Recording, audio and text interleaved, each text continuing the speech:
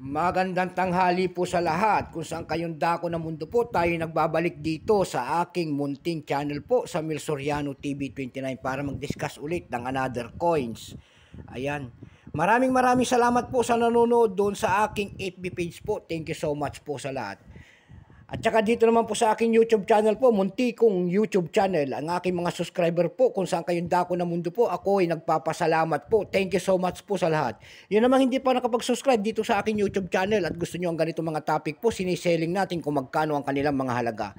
Kung magkano na ang kanilang selling price sa ating mga platform, ayan po, para maliwanagan tayo, baka mamaya hawak nyo, yung pala ay mahal. Ayan, magandang tanghali po sa lahat ng kolektor kung saan kayong dako ng mundo po, mga numismatis, matitikas yan. Kaya may unahin po, ayan, maboss, magandang tanghali po. Ang pag-usapan po natin ngayon ay pera po ng Hong Kong. Ayan po ang ating pera po ng Hong Kong, ang ating pag-uusapan po ngayon. Ayan. $5 po ang ating pag-uusapan pera po ng Hong Kong. Bago tayo magsimula sa ating talakyan, kikilalanin mo muna natin siya. Siyempre, issue po Hong Kong. Queen Elizabeth II, 1952 hanggang 1997. Type Standard Circulation Coins Years. 1993 hanggang 2019. Excuse me po. Value nito, $5 po. Currency, $1863 up to date po. Composition po nito, copper nickel. May bigat po itong 3.4 grams.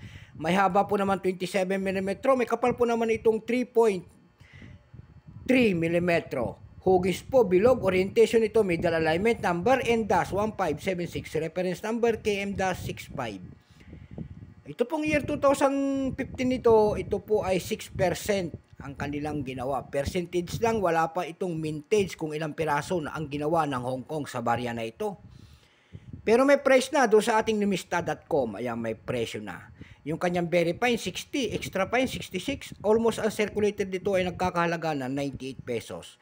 Dako naman tayo sa kanyang price. Doon sa EB.com po nito, may nagbebenta na ng 324 pesos. Mayroon tayong nakita doon pinakamaliit na 108.90 pesos. Ayan po.